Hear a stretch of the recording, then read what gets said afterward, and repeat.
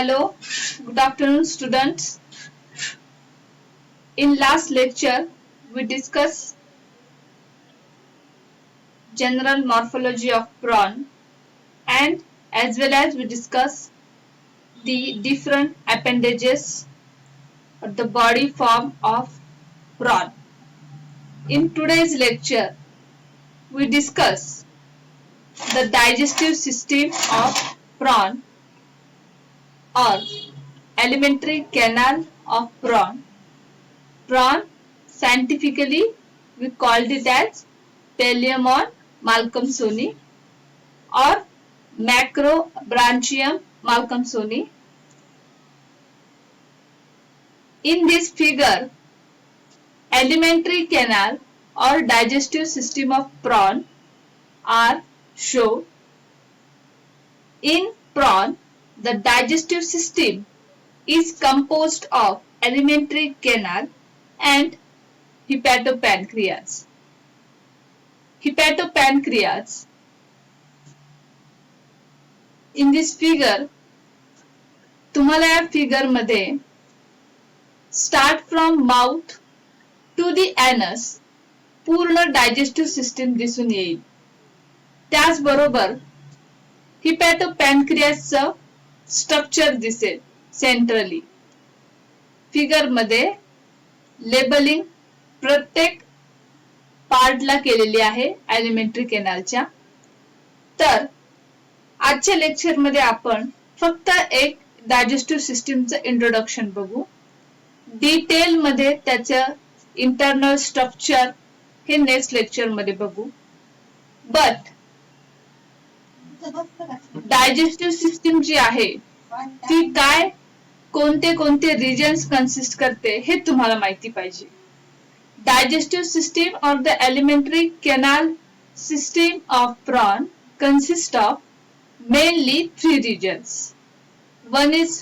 First is foregut. Foregut includes mouth, buccal cavity, esophagus and stomach. Then next region is midgut. Midgut includes intestine and the last region is hindgut. Hindgut is also called it as a rectum and anus. ठीक आहे. तर या figure मध्ये तुम्हाला foregut, midgut आणि hindgut मध्ये कोणते कोणते रिजन्स येतात हे दिसून येईल. Alimentary canal consists of foregut, midgut and hindgut. Foregut comprises the बघा माउथ रिजन तुम्हाला दिसेल आयच्या खाली ऍट अँटिरियर एंडला माउथ रिजन तुम्हाला दिसेल. ठीक आहे. Mouth region then it leads to buccal cavity, then esophagus and stomach. Stomach मध्ये पण कार्डियक स्टमक वेगळा आहे, पायलोरिक स्टमक वेगळा आहे.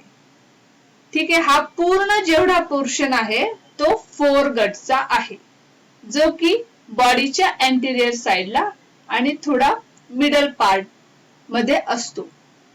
Mouth, buccal cavity, esophagus and stomach. Okay. The foregut and hindgut have an internal lining of the cuticle and the midgut have a soft lining of endoderm.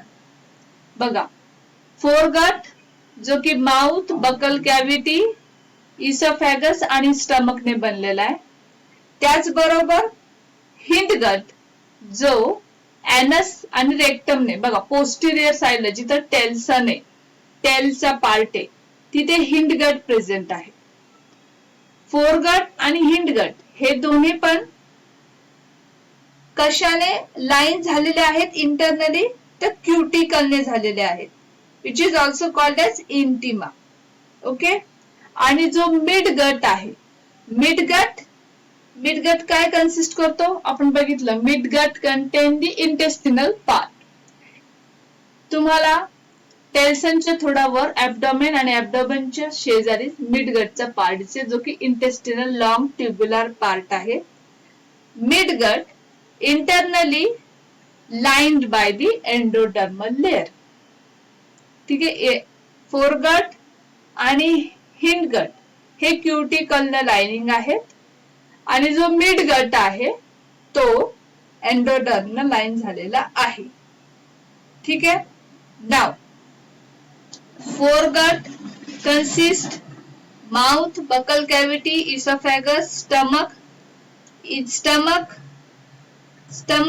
are two parts or stomach divided into two parts. मिडगटच्या थोडा वर बघा, वरच्या साइडला तिथे तुम्हाला दोन stomach दिसतील. एक आहे कार्डियक स्टमक, दुसरा आहे पायलोरिक स्टमक. ठीक आहे. देन प्रत्येकाचं फंक्शन जे आहे ते आपण नेक्स्ट लेक्चर मध्ये बघणारच आहोत. पण या फिगर मध्ये तुम्हाला होल एलिमेंटरी केनाल ही समजली पाहिजे. बघा, अँटेरियर साइडला आपण बघूयात. माउथ कुठे सिच्युएटेड आहे? लॅब्रमच्या तिथे. Mouth leads to the buccal cavity. Mouth कसा आहे? Mouth incisor processor of mandibles ने बनलेला आहे. त्याच्याच बाजूला हॅस लॅब्रियम प्रेझेंट आहे.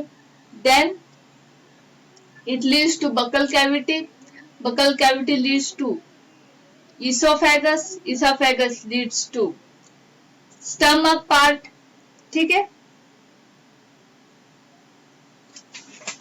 माउथ आणि इसोफॅगस, बकल कॅव्हिटी याचं डिटेल स्ट्रक्चर आपण नेक्स्ट लेक्चर मध्ये बघणार आहोत. ही फिगर तुम्ही तुमच्या नोटबुक मध्ये काढून घ्या, कारण की डायजेस्टिव्ह सिस्टीम ऑफ प्रॉन वर MCQs खूप विचारले जातात. So thank you very much.